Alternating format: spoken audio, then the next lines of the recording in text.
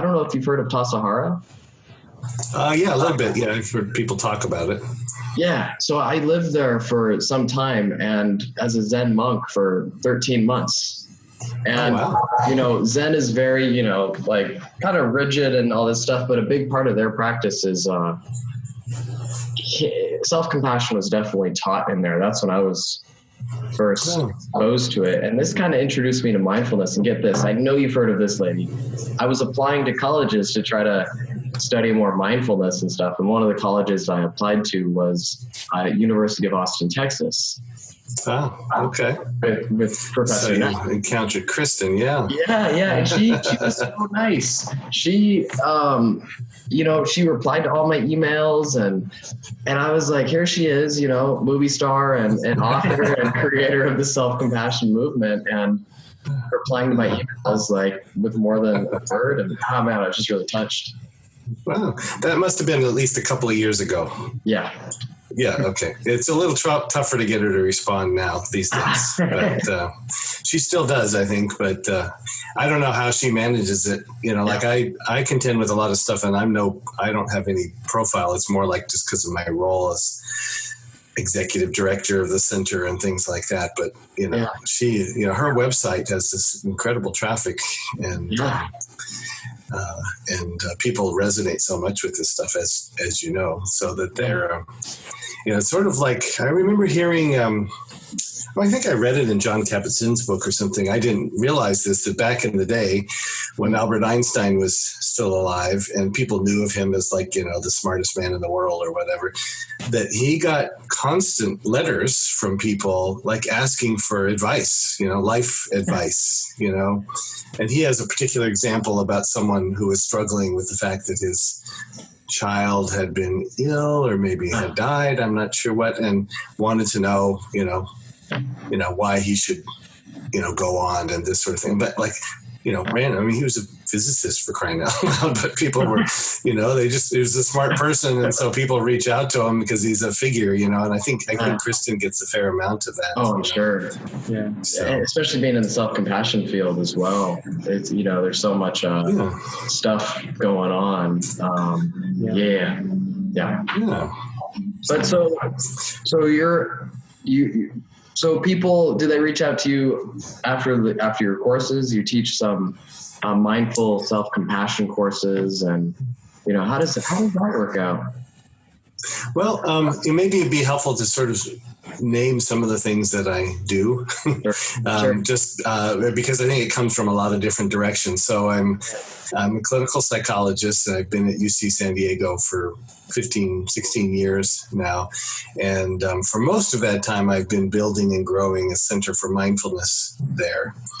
And what that has meant is that we offered mindfulness courses to the public, mindfulness-based stress reduction, MBSR, and mindful eating, and teen program, and various things. And then my focus has kind of shifted to meeting the needs of people who want to teach these kinds of programs to other people. And so we developed a mindfulness-based professional training institute, and then we train teachers or facilitate trainings where we bring in the experts to train people in various mindfulness-based programs. So anyway, that's what ultimately led me to meet Chris Germer and Kristen Neff, who are the founders of Mindful Self-Compassion. And so by virtue of my running the center, which has grown pretty fast, and so people kind of know of me in that sense. But I really kind of fell into the self-compassion part of it. I've been teaching mindfulness through MBSR for many years and training teachers of it. So I was meeting people in that way.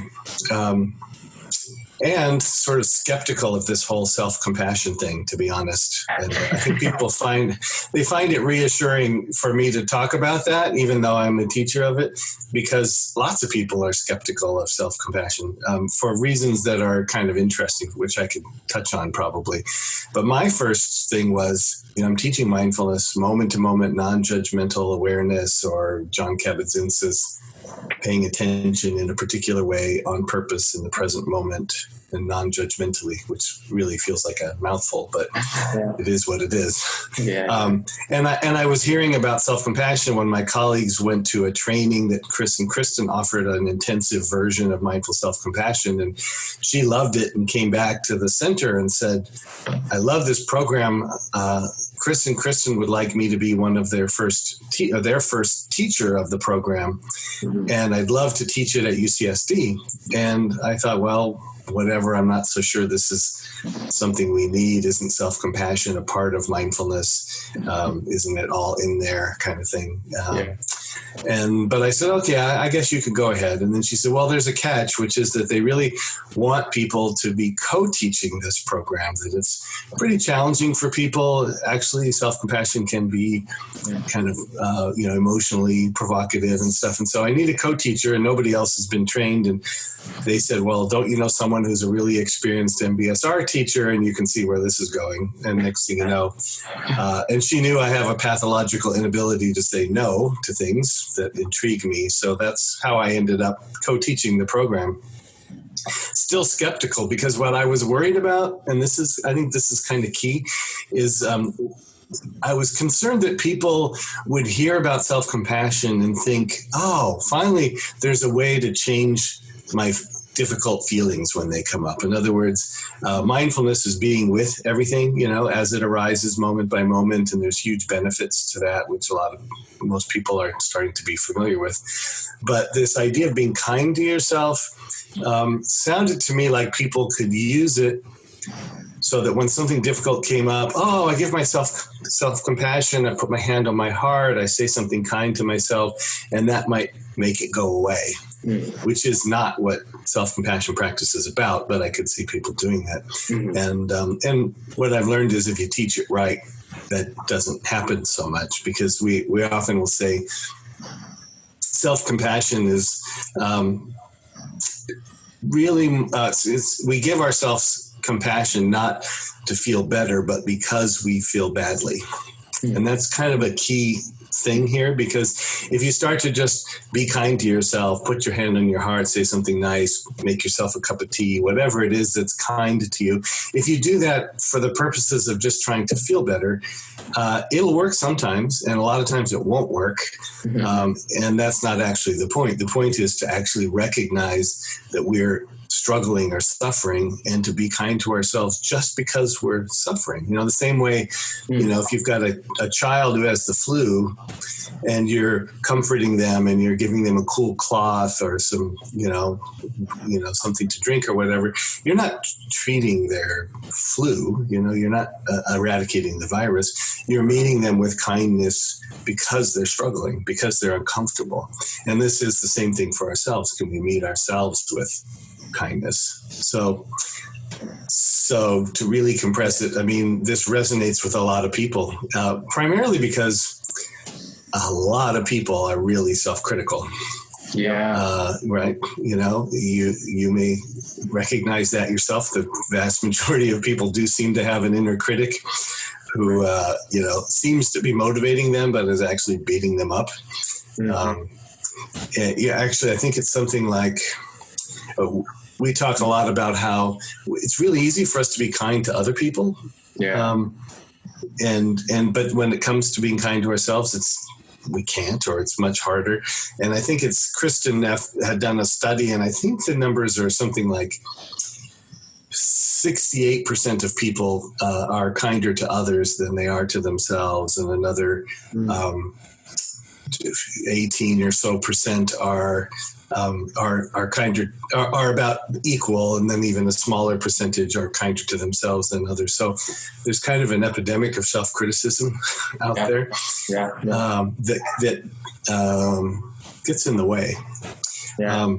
I could say something about like the misgivings or the kinds of hesitations people have about self-compassion, but I'm also aware that I've been talking nonstop for 7 minutes now. So I don't know if I'm taking this in the wrong direction or anything, but no, we love it. We're excited to pull in all of your insights. And I'm curious, you're actually touching on something. So Jared and I do a lot of coaching.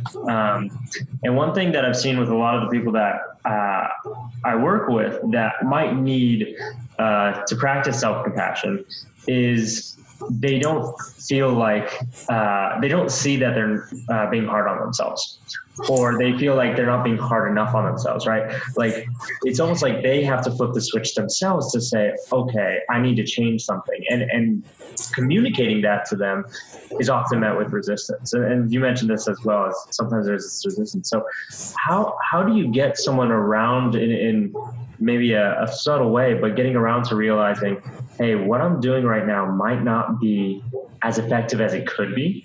And maybe I have to rethink these things. Maybe I have to, how do you communicate with those types of people? It is a challenge, and it's funny because sometimes I don't have to face very much of that because I'm teaching in a classroom where somebody paid money and signed up to take a class, so they're kind of on board. Although even then, not necessarily. But I think, and I think it gets to the typical kinds of things that people hesitate about when they hear about self-compassion, because they hear self-compassion, and frankly, I think a lot more of those people that you're talking about are often, sadly, men than women. Sometimes women are our typical class often has 80 to 85 to 90% women in them, even though I think there's a really compelling case for why men could benefit from this for just the reasons you're saying. But we get caught in a trap. So if you say, self-compassion, people might think, well, that sounds nice. And they might think, but we start to say, well, sometimes that, inner critic is a real problem. And people will say, no, it's not a problem because it's what got me here. They've achieved something, and then, I've met plenty of medical students who feel like they need the self-critic in order to get to the top. That's what they needed to graduate top in their high school class, their undergrad classes and things like that. But it's kind of interesting because one of the things that the research has shown so far that Kristen Neff and others have done is that actually what happens, so people will say, I'll lose my edge. So what we've learned is that self-compassionate people actually tend to try harder and persist through failure more than people who are more self-critical. So, and that's primarily because people don't, because self-critical people who are low in self-compassion beat themselves up. And so every time they fail, it becomes painful to fail. And then they have a certain amount of fear of failure, and they don't actually want to put themselves out because they can't tolerate the failure, where the self-compassionate person can see, okay, I can give it my best effort. And if I fall short, I want to do better. I have the motivation to do better. And beating myself up is not actually going to help me. It's actually going to hurt me. So the self-compassionate person tends to be more resilient, more willing and able to tolerate the failures that happen. And so they tend to achieve more. So it's really the opposite of what a lot of people assume. Yeah. The other thing that also happens is that people will think, well, yeah, self-compassion, that sounds like, going to the spa or, self-indulgent, right? It's like, oh, everything's okay. You can have whatever you want. And, but actually, again, what we realize is that self-compassionate people actually can take the larger perspective.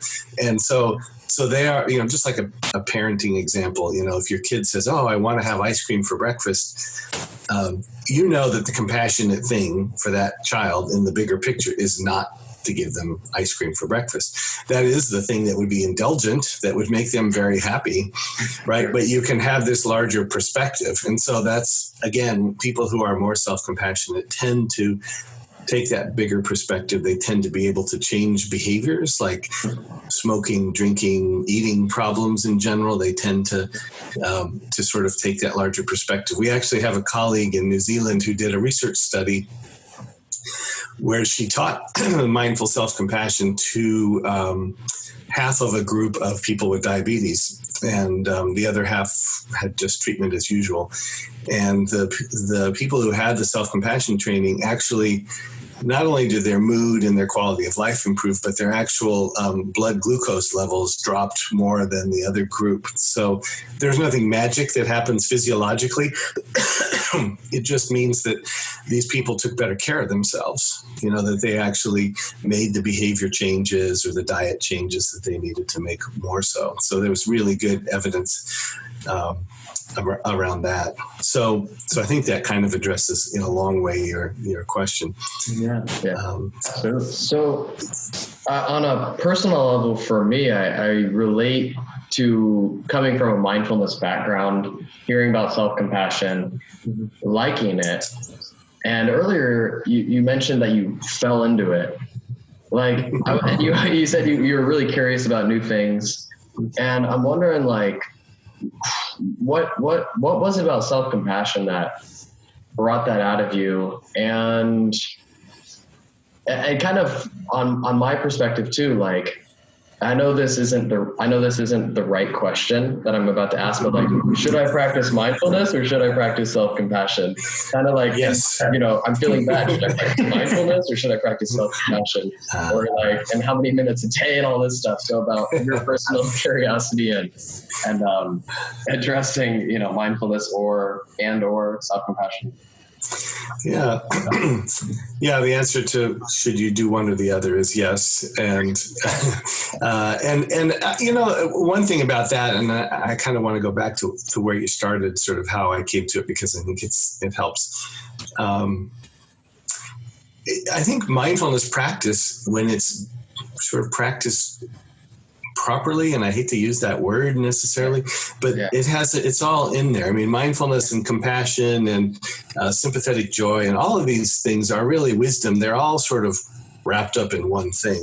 And I think if you're practicing mindfulness, I've heard an expression, I think Jack Kornfield said this somewhere along the line, about talking about people who practice like a samurai.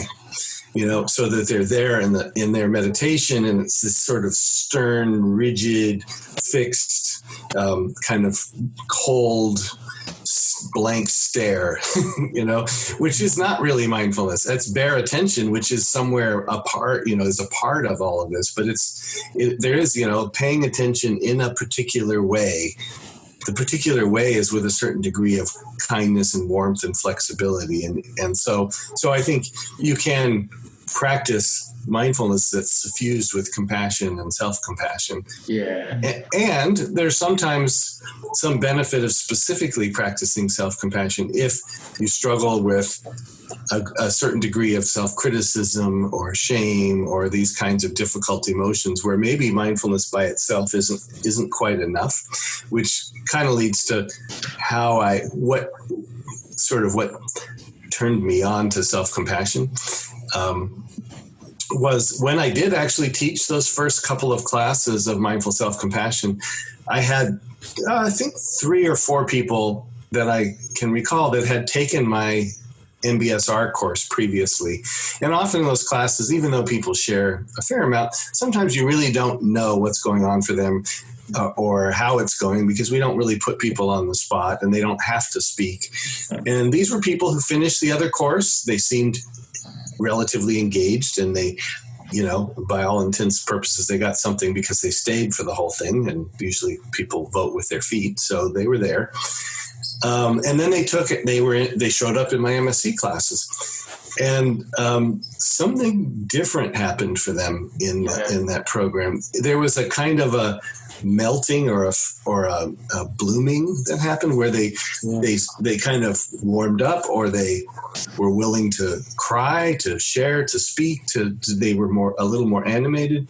And the best sense I could get from it was that they really found benefits of mindfulness practice to contend with their experiences and their life and their stress and all of that.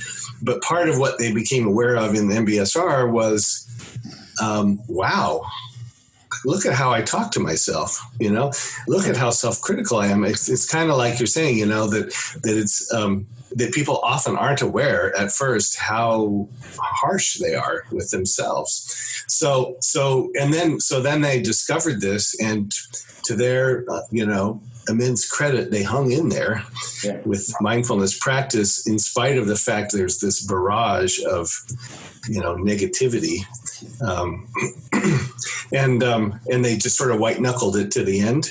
And then they saw self-compassion. Oh, wow, that's, this is what I was missing, is like how to actually meet myself in the midst of struggling when I'm talking to myself like this. So I think that's what happened for them, was that they actually saw very specifically how they could relate to that feeling, not just with a sort of bare attention, but with a certain kind of kindness to themselves because it was difficult.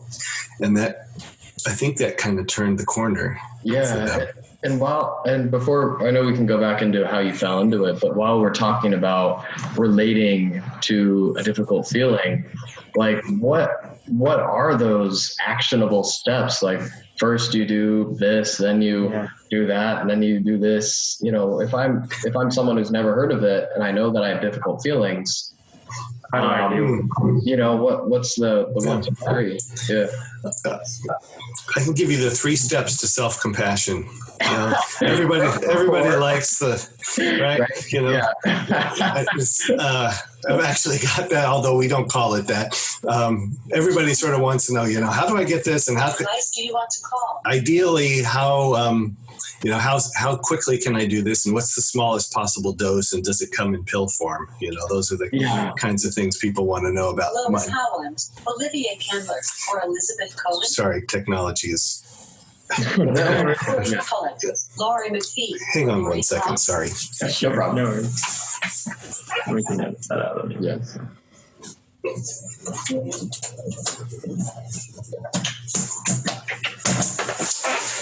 Sorry about that. All right, we can edit that out anyway. Okay, good. I have a new Amazon Echo that sort of picked up on something I said and just started yammering on. So, so 3 steps to self-compassion, right? So Kristen Neff's research has suggested that there are 3 components of self-compassion. And if you think about it, it's the same as compassion for others. So we should kind of back up and say, what is compassion, Sure. So compassion would be like a deep awareness of the suffering of another being and coupled with the desire to relieve that suffering. Okay, so those go together. If it's just awareness of the other person's feelings, that's just empathy. I mean, there's nothing wrong with that, but that's just half the thing. Knowing that another person is suffering and resonating with that. But then compassion is when you can hold that in the larger space of awareness and know that you have some desire to relieve that, whether or not you can actually take action. So self-compassion, the same thing directed inward, awareness that we are actually one of those beings who suffers and that it's possible to want to relieve that suffering. So if you take a scenario, you're walking down the street and you see a homeless woman on the street who's clearly struggling and suffering. For compassion, for them to arise, there are 3 things that kind of have to be present in the mix. The first one is you actually have to notice her, right? And that's not always the case, when we get in this mindset of just kind of blasting past things that are unpleasant. So that's mindfulness. Like that's the first component of self-compassion or compassion, is actually recognizing suffering is here, right? So that's part 1, mindfulness. Part 2 is that to some degree you would realize that this person is another human being, that, you share 99.99% of our DNA with that person, that this is a part of human life. So what we would call common humanity, that we all struggle, we all suffer, we all fail, we all fall short, and that's actually what connects us, even though it tends to lead us to think that it separates us. When we fail, when we don't do well, when something bad happens, we tend to think it's just us. We have some sort of human, some sort of flaw that makes us unlovable or not a part of the society. So the common humanity is the second piece. And the third piece is to actually respond to that desire to be kind to that person. And that might just be, a smile. I might be giving them something. It's not so much about the action, but connecting to that willingness and desire to bring kindness. So then same is true for ourselves. Noticing that we're suffering, That's the mindfulness, recognizing that suffering is just a part of our lives because we're human and this happens, and that's the common humanity. And then the willingness to be kind to ourselves in the midst of it. So we kind of put that into the form of a practice. It's the very first sort of what we call informal practice of self-compassion that people learn. They learn it in the very first class. And really it amounts to, just trying to think of the best way to share it, I guess. Actually, if it's okay, I can just lead it as I would in the class as a kind of a short meditation. Let's do it. All right. So just to get a felt sense of what self-compassion is, we're going to kind of do a little imaginal experiment here. So I would invite someone's listening to this to maybe close their eyes for a moment. Don't have to close them. You can just soften your gaze. And to maybe just take a breath to settle the body so that you are as present as you can be in this moment. Noticing that you have a breath and a body. And then into the space of awareness, calling to mind something that's difficult or challenging in your life right now. Maybe not the biggest challenge or difficulty, but something that's maybe a 3 or a 4 on a 1 to 10 scale. Maybe it's a work challenge or a relationship problem or a health problem of some sort. Just calling it to mind, maybe just letting it be present, kind of thinking about the different aspects of this challenge. Maybe noticing what thoughts come up, maybe sensations in the body, whatever is present when you think of this difficulty. And just taking a moment to note to yourself, this is a moment of suffering. Ouch. This hurts. Whatever words work for you. And so this is just mindfulness. This is awareness that the struggle or the suffering is here. And then perhaps considering that, so struggles, other people struggle and suffer like this. Other people have situations like this, that actually all human beings have difficulty, have struggles, have failures. This is actually a part of life. So this suffering is actually a part of every human life. So this is the common humanity of self-compassion, recognizing that we all experience this. And finally, as you recognize this suffering, maybe, if you'd like, maybe just placing your hand over your heart, kind of a warm gesture, maybe feeling the palm of your hand touching your chest, feeling the warmth and kindness of this gesture. And sometimes we need to find other gestures that work, but this one tends to work for many people. Feeling that warmth and kindness and saying, may I be kind to myself? Just because this is hard and this is part of being human, may I be kind to myself. Not needing it to go away or to know that the situation isn't likely to change, but just meeting yourself with kindness just because it's painful.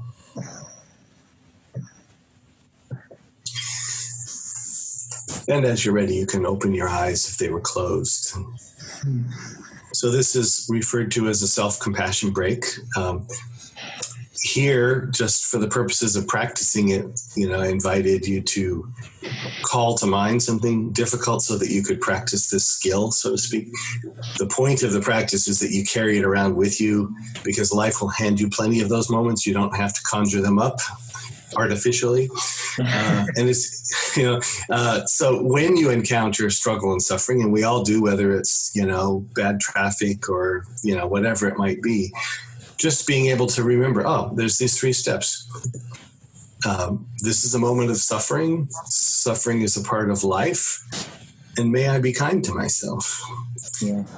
Could you just in that moment, without trying to get rid of it or make it go away, could you just meet yourself with some degree of kindness? So sometimes people struggle a little bit with that word suffering because, there's kind of capital S suffering that we can name, concentration camps, racial discrimination, cancer, whatever. And then, traffic in that context doesn't really seem like suffering very much. Right. But it is all struggle and suffering. It's just maybe lowercase s suffering. It's the day-to-day suffering of life that we all experience. It doesn't have to be sort of transcendent and huge and that sort of thing. Yeah. So, yeah. And so one thing on that exercise, and I hope listeners are following along with it. One thing I noticed is that was maybe 2 minutes, 5 minutes at the most, somewhere in that range. Yeah. And I immediately felt more calm and at peace with what I was thinking about. So I think that's fascinating. Now, I have a question that I want to go back to. You were mentioning kind of the 3 steps, and the first of this step is being mindful, being aware of what's going on in this moment. And you also mentioned that your definition of mindfulness, which I think is pretty unique and I like, is non-judgmental awareness of the present moment. Basically, yeah. Basically, okay. Just not you changed the order, but everything was there. So okay. Yeah. So how is it defined? Sorry. Well, I made this up, but moment-to-moment non-judgmental awareness. Moment-to-moment non-judgmental awareness. So my question is, for the people that struggle, and I know I've been one of them, struggle to stay in that moment. Right. Even if we're going, maybe it's one moment to the next, but as soon as, we start to think about the future, we start to think about the past and, what's going to happen 10 steps from now, or how can I, learn from 10 steps ago? And, how do people learn or create that mindfulness initially to stay present in that moment? Mm-hmm.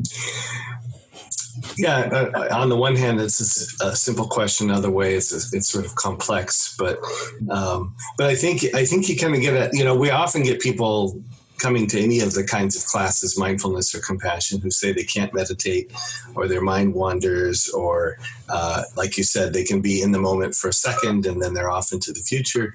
And I would say welcome to the human race, to have a human brain, right? And actually, we talk with people about, there's this great study, I think it's the journal Science, it's by Killingsworth and colleagues, where they took 2,500 people and they gave them all smartphones, and then, which just sounds like a recipe for disaster right there, but it was for a purpose, and they told them they're going to text them at various times throughout the day over a period of several weeks, and they were going to ask them 3 questions. They're going to say, "What are you doing? Is your attention on what you're doing? And how happy or satisfied are you feeling in this moment?" And when they did that, they learned kind of 3 key things. The first one they learned was that 46.9% of the time, people's mind was wandering. It wasn't on the actual activity that they were doing. So that sort of normalizes the fact that our minds do wander,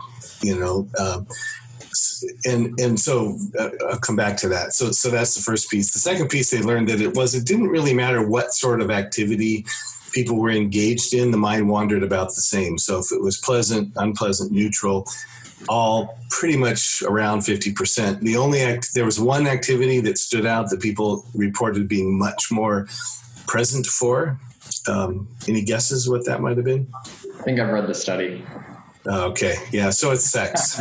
Yeah. Usually, the guesses I get are sex and food. But even how often or how rarely we actually are aware of eating. So so anyway, it was sex. So for me, it just calls to mind, like, who are those people answering those text messages saying, "Yes, I'm fully present for this." Anyway. But the third one is really the most important one, I think, because what it said was, when they looked statistically at this data, and they said, okay, how, if we wanted to predict how happy or satisfied a person was, what would be the best way to do that based on the data we have? And what they found was that it was better to look at whether the people were more present for the activities than the inherent pleasantness or unpleasantness of the activity. So what that means is that the more people were paying attention, regardless of whether it was, pleasant, unpleasant, neutral, predicted happiness much more than whether the activity itself was inherently pleasurable or not. So it means there's some benefit to being present to things that is related directly to sort of happiness and satisfaction. So I think the key, that the actual answer to the question you ask, I think is coming to terms with the wandering mind, coming to terms with the fact that this is what the mind does. And when it does that, there's no need to beat ourselves up for it, because it's not our fault. It's just the nature of the brain, and there are good scientific explanations for why it wanders like that, but we don't have to get into that. But that once we become adept at working with it and reeling back attention every time that it wanders or whenever we catch it, that's the practice there. It's not really, the practice isn't about like being there every second, for 45 minutes of your meditation, but really, can you bring yourself back when the mind wanders? The analogy I use is, I used to have a big golden retriever. Mm-hmm. And you take him for a walk, and he would kind of just take you for a walk, where he wanted to go. And it's like our minds do that generally, right? We get carried off here or there, or whatever. So I think of mindfulness as being like one of those retractable leashes, mm-hmm. where you can have that, where you can stay on track. You can continue to walk the way you want to walk, even when your mind wanders off, because it can wander off and then it'll come back, and then it'll wander off again and it can come back. And you introduce this kind of flexibility that cultivates a kind of equanimity, an ability to tolerate a variety of mental activity and still be present. So I think that flexibility has something to do with kindness and compassion as well. It's not just, because if it's all about bare attention or practicing like a samurai, very rigidly, then every time you wander off, there's like, get back here, beat yourself over the head because your mind wandered, and get back and just drop in. If it's like, oh yeah, this is, come on back over here, the wayward puppy, whatever it is, you just come back. And that's the warmth piece, I think. So, yeah. Is that what kind of, oh, sorry. I was just going to say, so just to kind of summarize that, it's just about being aware that the mind will wander, and when it does, just kind of gently bringing it back and just say, hey, that's all right, but we need to focus on this now. Kind of like this. Yeah, it's that warmer tone. It's kind, it's tolerant. That's generally like one of the first lessons people learn, I think, in a mindfulness class like MBSR, is like, wow, everybody's mind wanders. And could I just realize that this is a human experience, and to be tolerant of that. It doesn't mean like let it go. It means like, oh yeah, over here, retraining, because you are training the brain, and we know that you can actually do that the brain is malleable. It does respond to training. Right. So, yeah. Before we kind of move on to and talking more about the practical aspects of self-compassion, you mentioned, it sounded like there was a story behind what got you into self-compassion. What had you fall into it? I'm still. Yeah, no, I was actually thinking what mostly got me into it was that experience that I mentioned of these people who had taken the mindfulness class and then took MSc. I found my way into this world of mindfulness and compassion from like many of my colleagues were like longtime meditators and always hoped that they would be able to share this with other people. And then this whole movement of mindfulness-based programs came along, and then they sought out training to teach. I wasn't one of those people. I wasn't a meditator before this all happened. I came through a clinical door. I say those other people came through maybe like a Buddhist Dharma door, but I came through a clinical door in the sense I was working with patients who had chronic pain and as a psychologist, and learned a little bit about mindfulness, but went off to a training to learn to teach, well, at least to begin to explore learning to teach mindfulness. And it resonated with me personally, even though I wasn't a meditator. I felt like I was a pretty mindful person, and that when I had the greatest success was when I was more present and more mindful. And it just kind of clicked for me, and it really became evident when I started working with patients with chronic pain who have something that they can't change, pain, and yet they still have something they can change, which is their relationship with it. Like, it suddenly opened up a door for me of possibility for people who feel as if they have no possibilities, who have no freedom. It gave them freedom. So that was, I've been working with a lot of people who were like saying, of course I'm depressed. I have chronic pain. Of course I'm suicidal. I have chronic pain. It's, the doctor says it's probably never going to go away. And that's terrible. But then to be able to work with them and to say, okay, so given the circumstances, it sucks, but is there any way that you could potentially be with it? I wouldn't really necessarily say it that way, but that's what would happen with mindfulness, is people would learn, I have pain, and then I have a relationship with that pain, and I can't change the pain, but I can change the relationship, and that can give me ease. Just like a really short story about that, which is kind of one of the reasons I stuck with this, is I had a guy referred to me by the pain clinic who had all of this hardware in his neck and back from multiple surgeries from an injury he'd had where he fell on a basically like a car lot and suffered this really bad injury. And so he was probably in his 60s, and he said, and he took my mindfulness class and was like transformed by it by the end. But what he said was, he says, I'm a tough guy. I grew up in Detroit, kind of rough neighborhood. I used to get in fights all the time, and I just learned to be a fighter. And then I wrestled in high school for a while, and I had this coach that just pushed me to fight harder, and that's how I would win. And I did really well. And then I went on to play football. I had another coach who just like sent me into the game, whether I was bleeding or, bruised or whatever. It was just like, fight your way to win this game. And he said I was a great football player because I was a tough guy and I could fight my way through. And he said, and I fought my way to the top of my career for many years. And then I had this injury. And for the last 8 years, I've been fighting with my pain. And he said, what I learned in the practice of mindfulness was that it was possible for me to dance with it. So when you kind of feel the difference, between fighting with it and dancing with it, it's not saying pretend the pain's not there. It's not saying resist the pain, avoid it, whatever. Try to, create some sort of mental image that will crowd it out. It's saying, just see if you could possibly dance with it. Could you find a way to work around the edges of it, to kind of find some harmony, even though it's here with you?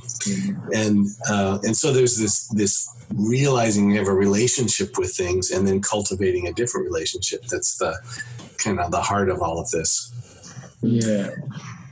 So when you first got from mindfulness into self-compassion, was it a similar kind of transformation in viewpoint for you? I kind of speak from my own self, where the practice of self-compassion through a couple of years of going through my counseling psychology program at school, and there's an opening of the heart which I didn't quite get in mindfulness. I think it's there in mindfulness, but I'm wondering if kind of self-compassion and these types of self-compassion seems to have more affirmations. It seems to be more like verbal, and I don't know if that resonated with me.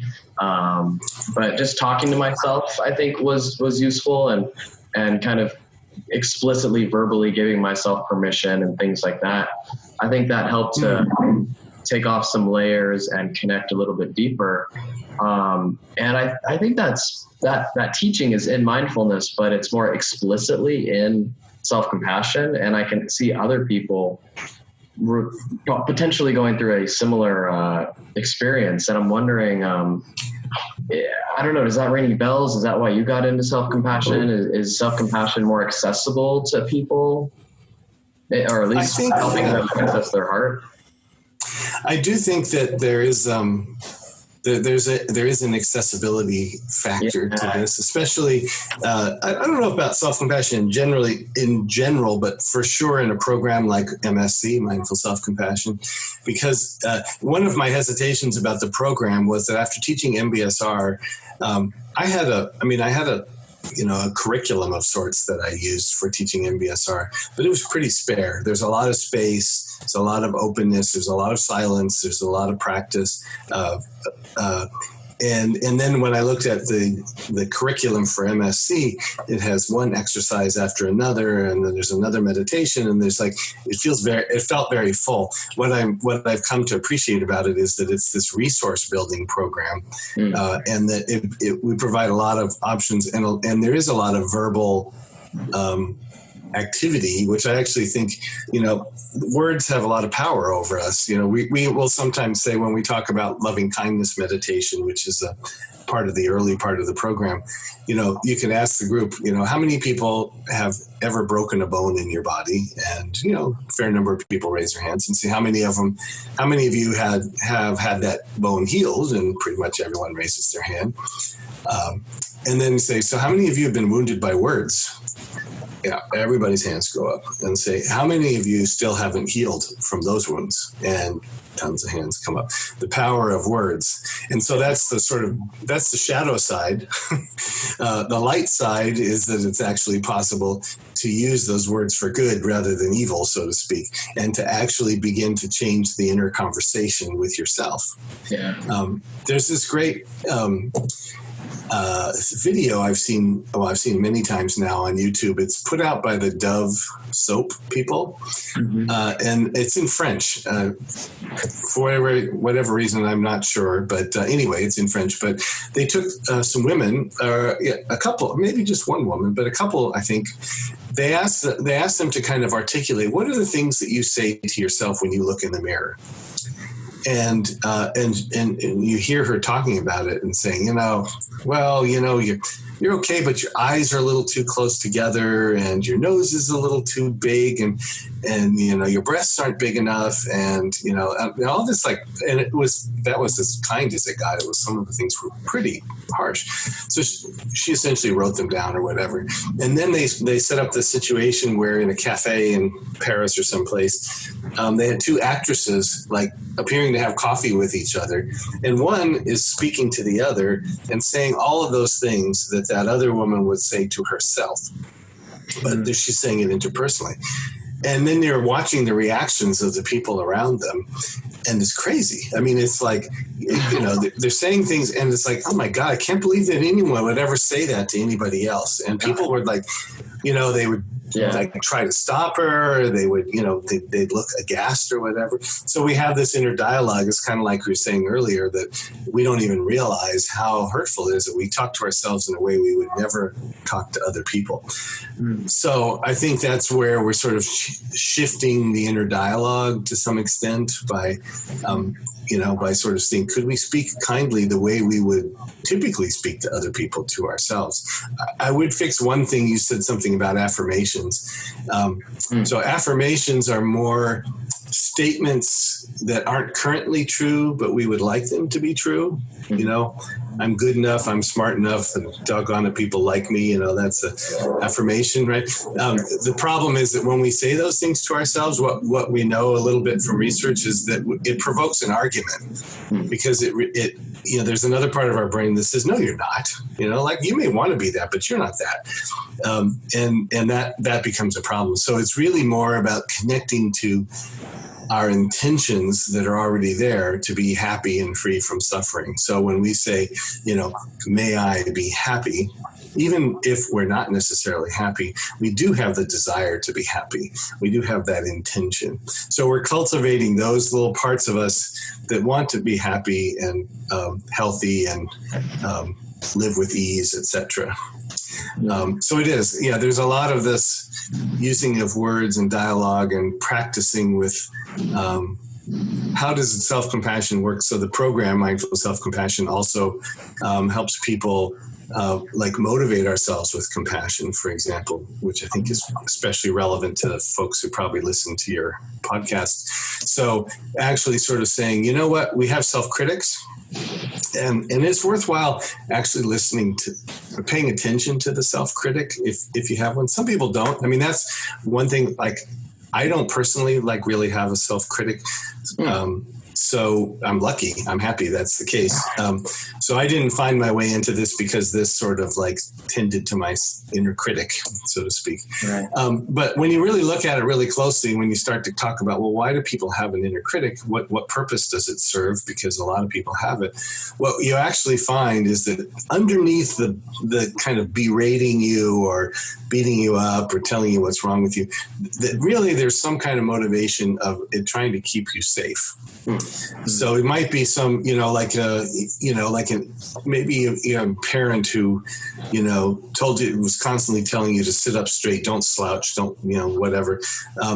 They weren't being abusive. They were wanting something for you, wanting you to, or they drive you an A-. What are you kidding? You must, you've got to try harder. Don't be stupid. You can get an A, again, really inept, not healthy way of trying to motivate someone, but you can see where it's coming from. You want your kid to succeed or whatever.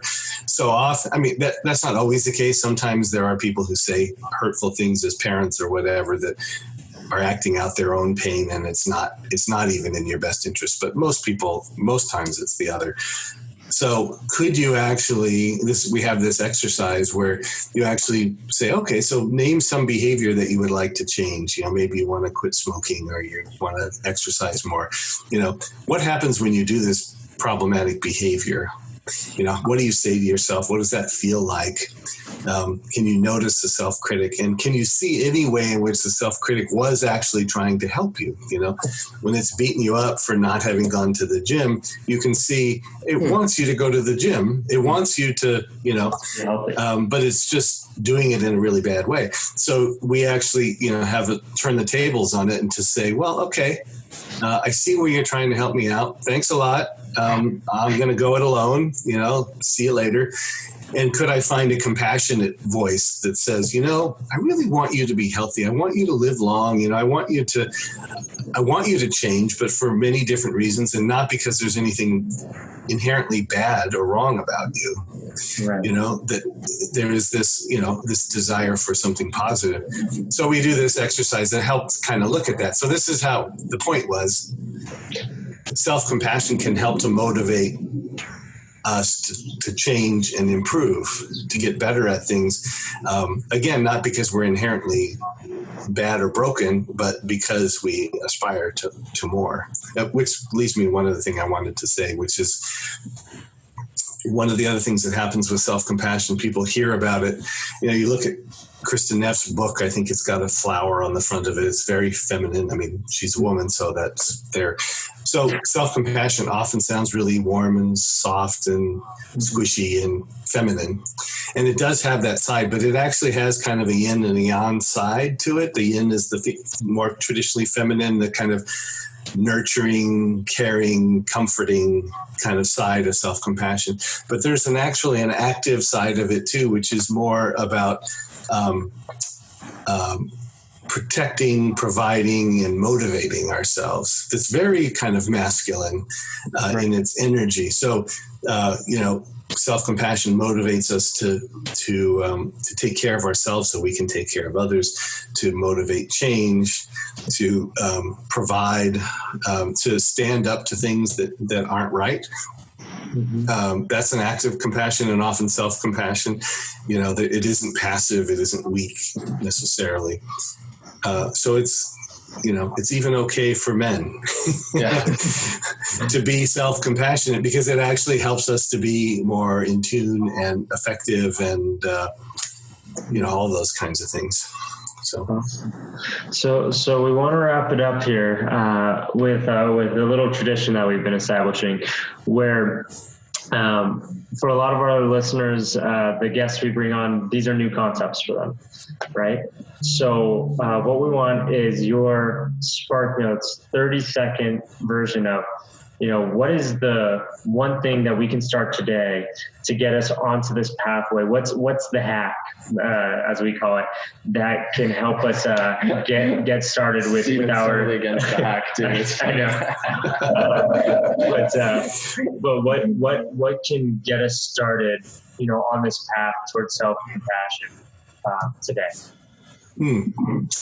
Yeah, I kind of gave you some of that earlier, so wish I'd known. I just saved it up, but that's okay. That's okay. Now, I think it goes back to your earlier question. I think it might seem kind of generic, but I think tuning in. I mean, literally tuning in and paying attention to the inner dialogue. Give yourself the time to pause especially when you fall short or fail or have some kind of misfortune, to notice what goes on between your ears and in your heart. And just like check in with it to see, is it really, what's going on in there? Is it comfortable? Is it supportive? Is it kind? Is it the way you want to be in the world? Or is it discordant? Is there kind of tension and hurt and pain? And if there is hurt and pain, there is room for self-compassion making a difference. But the first part is you got to notice that you're suffering. Because if you think everything's cool and everything's going great, why would you want to change, right? And it's not to say everyone needs to change or that we need to change because there's something wrong with us, but might there be a way to kind of tweak and hack the system, so to speak, that actually allows us to become more of what we want to be: resilient, compassionate, kind, responsive, inspiring. These kinds of qualities come from an ability to be comfortable with yourself. And so you got to start by saying, are you comfortable with yourself, especially in those tough times? How do I treat a friend relative to how do I treat myself? And if you see a disparity, there may be some room for self-compassion. And just beginning to notice when you do struggle, could you be kind to yourself? That self-compassion break, it can be done in 10 seconds. This is a moment of suffering. Suffering's a part of life. May I be kind to myself. Boom. And where do you want people to be directed to you? Or where do you find your work? They're interested in taking a course and they're in San Diego. You could go anywhere and take a course. We've trained almost 1,200 teachers of the Mindful Self-Compassion program. So we have the Center for Mindful Self-Compassion, the nonprofit, is centerformsc.org. And we have a worldwide directory people can search for. There's also a couple of cool programs that people are offering now, a Compassion for Couples program. And I'm doing, with some colleagues, a series of workshops that we call Ultimate Courage, Self-Compassion Training for Men. It's like a weekend workshop. ultimatecourage.org would get you to the information about the next one, which is here in San Diego. And we're hoping to do more of those. So, yeah. And there's a teen version of the Mindful Self-Compassion program as well. All you can find it all on that website. Awesome. Beautiful. Well, he is Stephen Hickman. He's the man. We appreciate your time. And thank you again. We'll, my pleasure. See you later.